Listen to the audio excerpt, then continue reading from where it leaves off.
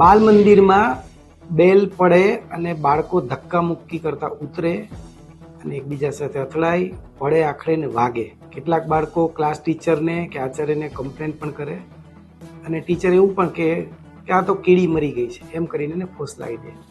વાત અહીં પૂરી થઈ જાય. સ્કૂલના પ્રાંગણમાં તો આવું રોજ થતું હોય છે અને એમાંય સ્કૂલ છૂટે ત્યારે તો ખાસ.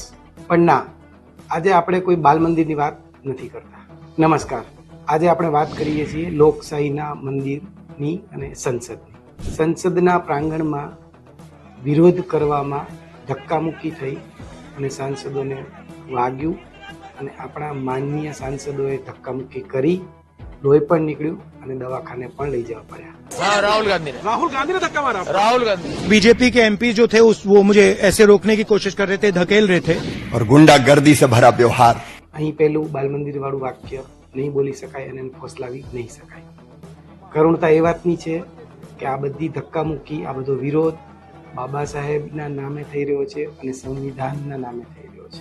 સંસદનું શિયાળુ સત્ર આમ તો પૂરું થવાની તૈયારી છે. આજે એટલે કે ગુરુવારે સંસદમાં સવારે વિરોધ કરવા માટે વિરોધ પક્ષો ફરીથી પહોંચ્યા. એ વખતે સત્તા પક્ષના સાંસદો પણ તે હાજર હતા.